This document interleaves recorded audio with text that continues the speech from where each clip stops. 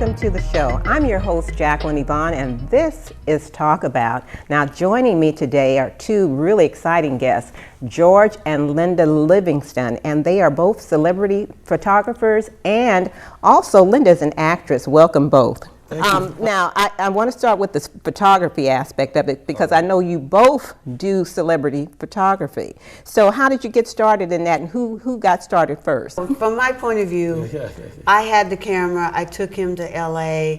One of the first things that we photographed together was when the Jackson 5 got their star on Hollywood Boulevard.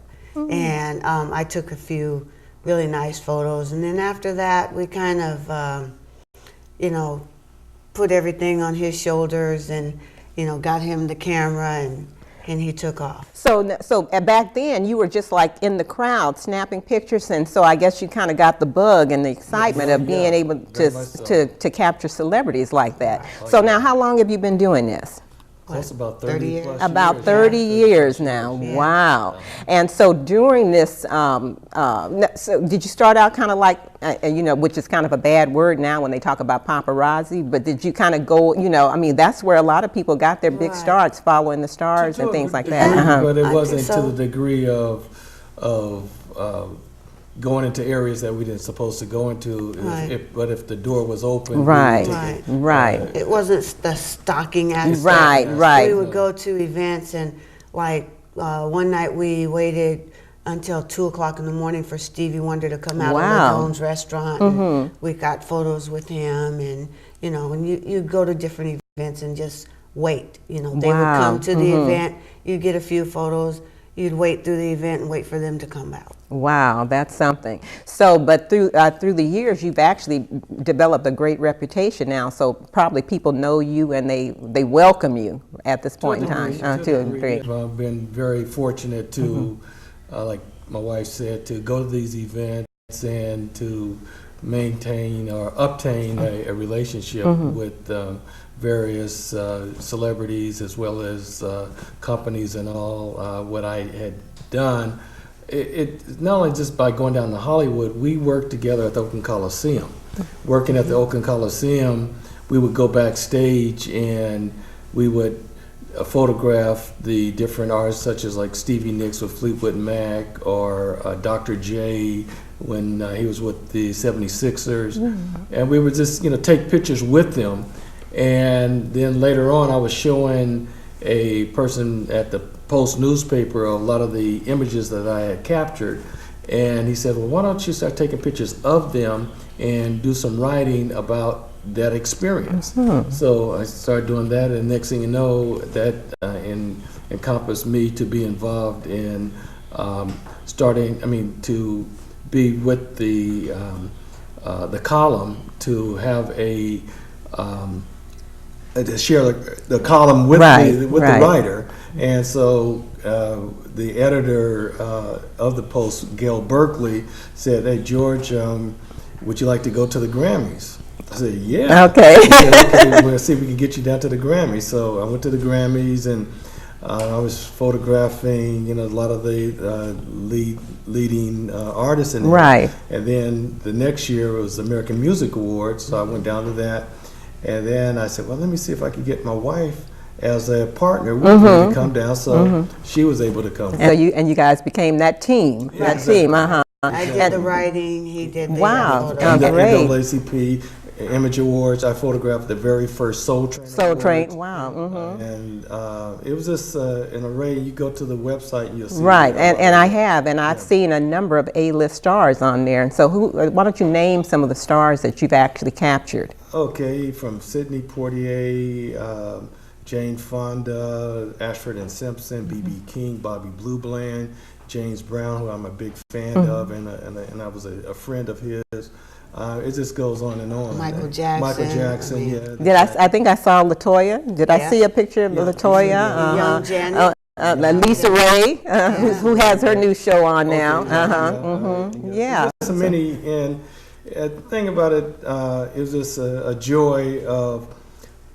The joy I used to get is to show somebody the images I've captured. They say, "Oh, you were next to blah blah blah," But nowadays with the internet, people could go to to images and just see any picture that, you know, but yet and still during those days it wasn't as accessible, but yet and still we were able to take advantage of opportunities. Right. Well, you have so much work, you know, that you've done through the years that I noticed that you had compiled them at one time. It was like a little mini museum, and I'm not sure what that display was that I was looking at, but talk about that a little bit. That was at the Ronnie Stewart Blues Society award event in Oakland. And what I had done was just made a gallery of vintage posters, vintage images, as well as current images as well. And I displayed them, and I was going back and forth, and Linda was telling me of the excitement that those were generating. Yes. Well, I saw a couple of pictures too, and it looked like it was a bit more than what I actually saw at the Blues Festival.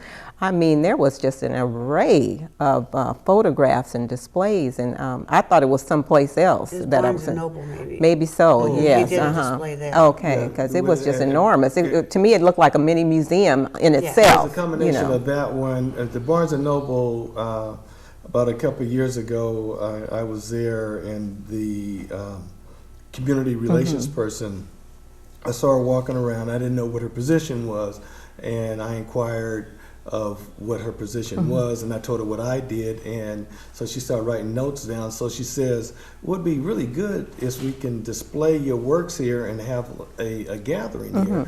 So what we did, along with Carmen Stone and Roy Stone, what we did, we displayed my images. We had Lenny Williams came, Jay Payton, and a air personality from KKSF, Miranda Wilson. Okay. She came to also support me among friends and family. And in the room, it was just an array of images that I've captured over the 30 years. Wow, it's something. And you know, and it's unusual to see a husband and wife team that can work so well together for so many years. So that's very unique. And then I always like to brag a little bit because I used to dabble in photography quite a bit. And my very first assignment, probably back in 71 or 73, was with Magazine, which was a magazine in Los Angeles, which is defunct. It didn't last very long. Right. But I had a chance to photograph Brock Peters and his wife, Dee Dee, in their home. And it actually was the only portrait that they actually had on their wall. And then I got photographed Muhammad Ali in his home, and he did magic tricks. Muhammad Ali, he does magic tricks, back in the day. So those were my only two celebrities, but I'm quite proud of it. Also, a cherished photo that he took of me was with Tupac. And looking back on that's something really to cherish. Exactly, because that was a genius, Oh, very much so. Left this world too early. One of his first photos that he ever got published that was a color photo on the cover of a magazine was a picture of Michael Jackson, and I actually took that photo. Wow. He got credit for it, which is fine. I mean, it's your name too. Exactly. Thing, and that's what it's about. So. That's great. Well, I would imagine too that, for someone wanting to get into the business, that could be pretty big business because, when these, I think that's why the paparazzis are so, daring at trying to get these shots because I don't, people are paying for these magazines are paying for these. Helicopters, everything to capture the image. Right. Nowadays, with modern technology and, instantaneous digital and all, I wouldn't say how easy it is, but now the outlets, there's just multiple outlets compared to how it was when I started. I mean, nowadays, like for instance, there could be an event, somebody's cell phone, next thing you know, it's on YouTube, instantaneous. That's right, As opposed to my days, I would take the picture, develop it, put it in the mail and go through this, all that. And you had more control over it, where now, once it's out, it's all over the world, and you've lost control. You lost control. Not only that, though, with modern technology, they can create images putting you in spots that you're not even at. Right. They can, with Photoshop and all that. I mean, we're to the point where it's frightening, really. Yes. Yeah. It's to the point where at times, like with my photo gallery, like I said, you could go on the internet and get images, put them up, and start your own photos off of somebody else's work. Right. So it's just to the point where it's really frightening. Yeah. But yet still, some good opportunities, but yet still, you still have to, watch what's going on. Well, now going into talking about the television, your photographs have appeared often in a number of different shows. You had mentioned Unsung, which I was just watching the other day. Okay, which one did you watch? Trying to think of her name, and Tammy Terrell? Tammy Terrell. Okay. That was the one, Tammy Terrell, and that was just night before last or last. Yeah. Unsung. I was a contributor at the beginning. The very first one was DeBarge, and they asked me, did I have any images, and I said, yeah, sure. And what they did, they used some images that I had photographed them in Oakland at it was a record store called the Record Factory.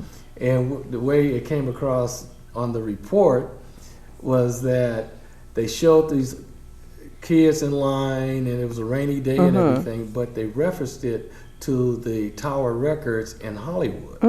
Even though it was Oakland, but they showed and they referenced to that. Right. But yet still, I knew it was mine. Right. And then I got compensated, and I got my credit. Yeah. But I've done Unsung. I did about 5. I did the DeBarge, the Phyllis Hyman, the Melba Moore, the Heat Wave, the Roger, the Barcade. So I'm about 6. Yeah, and I love the programming, and the Tammy Terrell story was just so sad. Yeah, it was very sad. And when I got to the credits, because I wanted to see if you were on there. I didn't do that. Well, I turned away and did something and missed it. So Lifestyle Rich and Famous. I did a James Brown and a Shaka Khan. Wow. I did.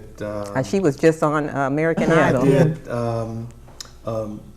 Was it Behind the Music? No, the True True Hollywood Story. I did the New Kids on the Block, and I did one more. Bobby Brown and Whitney Houston. Wow, that was a good payday for me. Right. Well, so there is a payday for people, that have collections, particularly like you now. So now let's talk about your acting, because you've been in a lot of different things. Yes, Yeah. So let's talk about how did you get started in the acting bug? Because you started out with following the celebrities to take the pictures. When did the acting come in? Actually, I think I was actually doing the acting a little bit before I met him. I've just from early on, 8 years old, always wanted to do. So, and my very first movie, I've done background acting, and I'm just now moving into trying to get speaking roles and different things like that. So the first acting gig I ever got was a movie called Inside Moves, and I took off my job, and I got paid $2 cash, and I thought that was so much money. Wow, $2 cash to sit in the stands and wave a flag. And then I've progressed to like Sister Act, So I Married an Axe Murderer, Village of the Dam, Metro, Eddie Murphy, and recently I got a good cameo shot in Pursuit of Happiness. Oh, wow. And then I did my first Bollywood film about 1.5 years ago, and it was called My Name is Khan. And they filmed a lot in Sacramento and up in Hillsburg and down in Morgan Hill, and drove all different places. And so within the Pursuit of Happiness, so that our viewers can, if they next time they see that, they'll look for you. Yeah, Where was your character? There's a role scene after he runs from a taxi, and he jumps over the BART turnstile. And this is really interesting because there's a set of 4 women, 2 at a telephone booth, 2 further out. I'm in the back, and it looks like I have on white. And as soon as he gets down the stairs, in the BART stairs, I'm also on the BART train. Wow. So I'm in the same scene twice. Most people don't know that. So when the BART doors close on his arm, he loses his bone density machine. It goes rolling down Yes, the bar I track. remember. Yes, And uh-huh. I'm sitting in the front row on the left-hand side of the Oh, screen. I'll have to And you watch can see it. me. You can see me pretty good. Okay, great, Yeah. great. And So then, that's a lot of fun, I would imagine, Oh, doing it's- this. it's I a did lot a of little fun. bit part in something, and I can't even remember what that movie was. It's but- long hours. Yeah. That particular scene, or that day we did that scene, was a 17-hour day. Wow. So yeah. that was yeah. it was pretty good. Yes. Yeah. Right. Wow, that's something. How about you? Do you do any acting? I put on a pretty good show at the house, you know. So yeah, no, I don't. Yeah. So, for someone that wants to get into the acting, arena like that and doing these type of parts, because that's where you kind of start out in these little stepping stone Doing places. background is right. a good way to get in. There's several companies in San Francisco that allow you to sign up if you're 18 and older to participate. And the main one right now is called SF Casting. And it's out of Beau Bonneau Casting in San Francisco.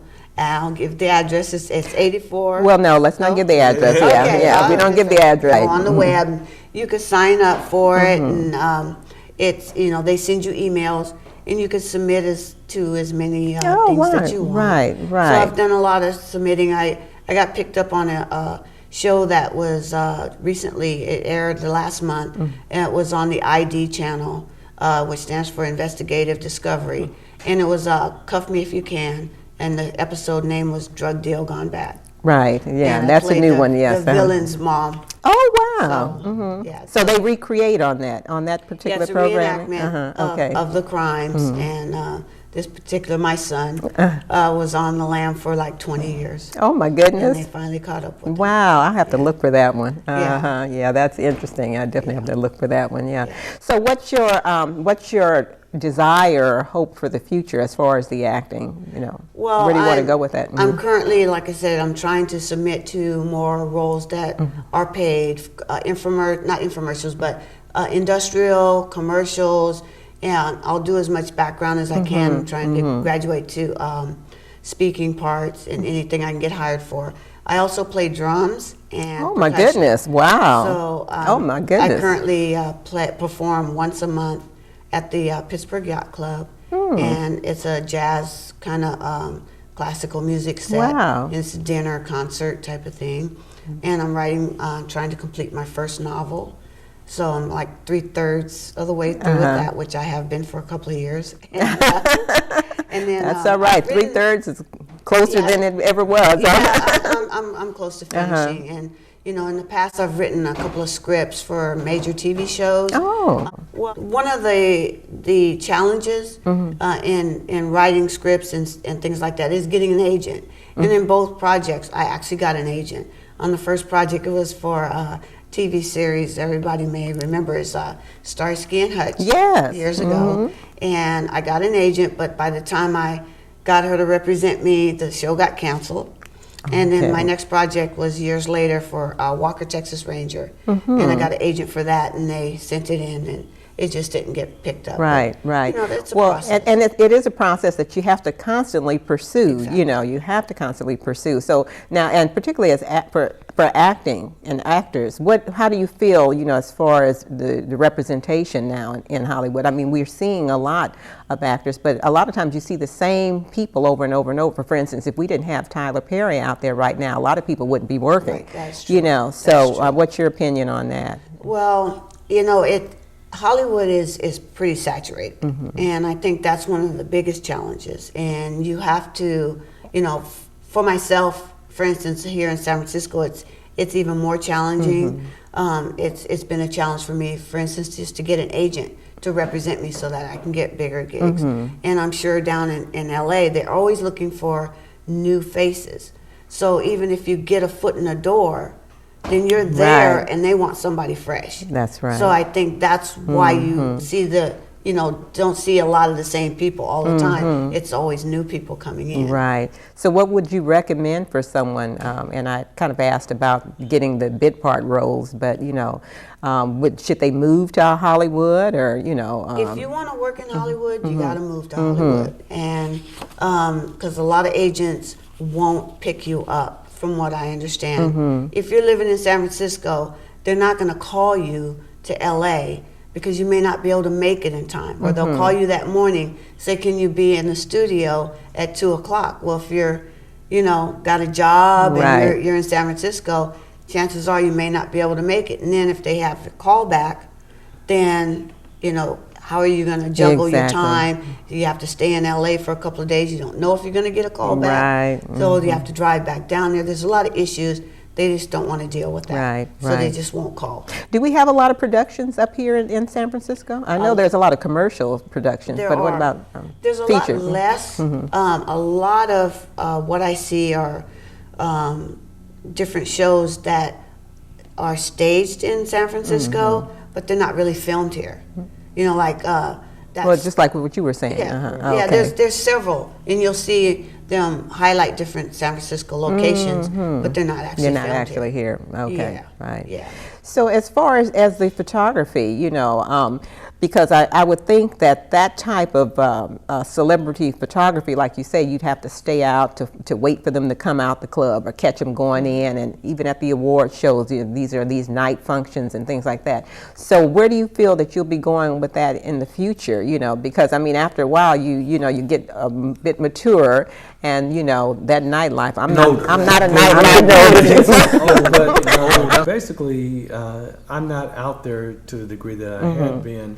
And we've passed the baton to our daughters. They're been out there. Our oldest daughter, she goes to Hollywood a lot. She's graduating from San Diego State next month, but she goes up to Hollywood a lot to just do the thing that Mom and Dad used to do. And she sent us her recent pictures of CeeLo, and she was at the NBA All-Star, so she was able to intermingle. Our middle daughter, she's a videographer. She just filmed she's been working on video projects as of even last night. So we're more or less passing the baton down, because Dad can't really move around the way Dad used to. So what do you think about the transition and the different equipment? You know, because you probably started out with a 35 millimeter back then, and you know, I don't know what you guys are using today. We use a digital, but still, again, I passed the baton down to our children. But not only that though, even though with my photography, a lot of my archival images have been used, and they're continuing to be used, like on the Unsung and other opportunities. So I'm just reaching out to my archives to propel that in reflections of someone's career. So have you become friends with any of the celebrities, you know, through the years that, you know, which ones have you become friends with? Well, like I said, I was an ardent James Brown fan, and he and I became really close within the last, 30 years of his career, up until his death. And we've Jamie Foxx's manager, he and I, and Linda, we know each other. So we could go. Jonathan Moffat. Jonathan Moffat. If you saw the movie This Is It, the Michael Jackson movie, the drummer. He and I, he's been with Michael for 30 years. And over the years, when in between Michael gigs, he would perform with Elton John. He would call us. And Madonna. Go tell the Madonna story. Tell us the Madonna story. Actually, it was May 18th, 1990. I'll never forget the date. He invited us to see Madonna at the Oakland Coliseum. And the reason I remember that date is because I was actually in labor as I watched that show. And everybody was saying, when are you going to have the baby? I'm like, I'm waiting for the contractions to get to 5 minutes apart, because I was actually in labor. So we went home and Jonathan takes credit for that. That baby.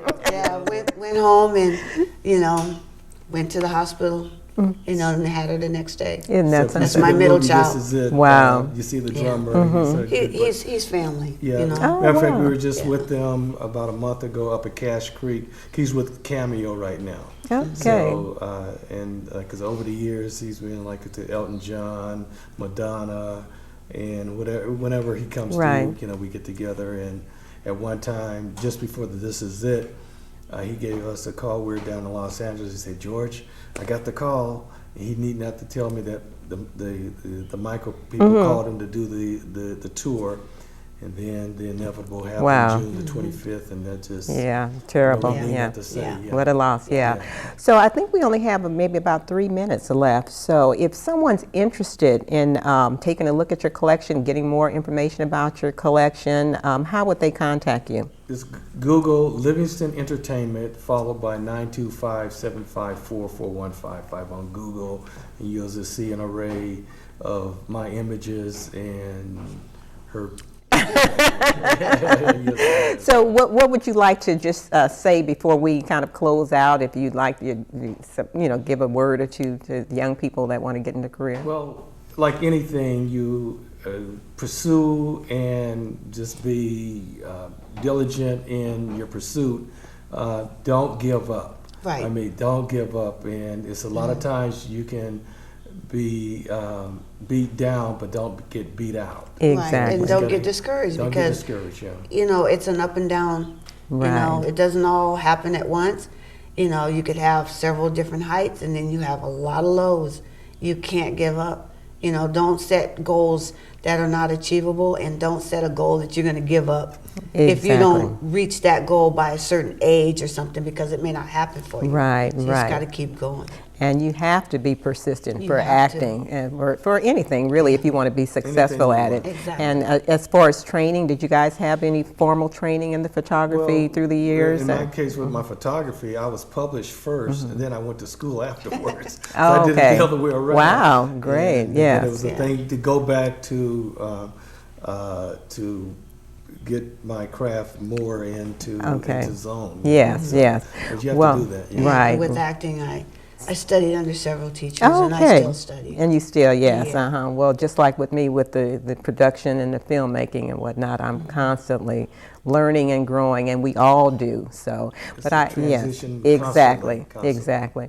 Well, I tell you, it's just been such a pleasure having you guys here today, and I'm going to be watching for, what is it, Cuff Me if you can. Cuff Me If You Can. I've heard about it, but I haven't had a chance to see it yet. And we have a little segment that we will kind of throw up here, so you'll be able to take a quick look at that. Great. So, but I'm sure we're going to be seeing you in a lot more things. So, I'm definitely going to try. Definitely. yes. So Thanks again, a lot for it's inviting been. us, and we enjoyed. And like again, just to tell those that are pursuing, just don't give up. Just Don't give up. hang in there. Okay. All right. Great. Thank you. And this has been Talk About, and until next time, thank you. And thank you. Thank you.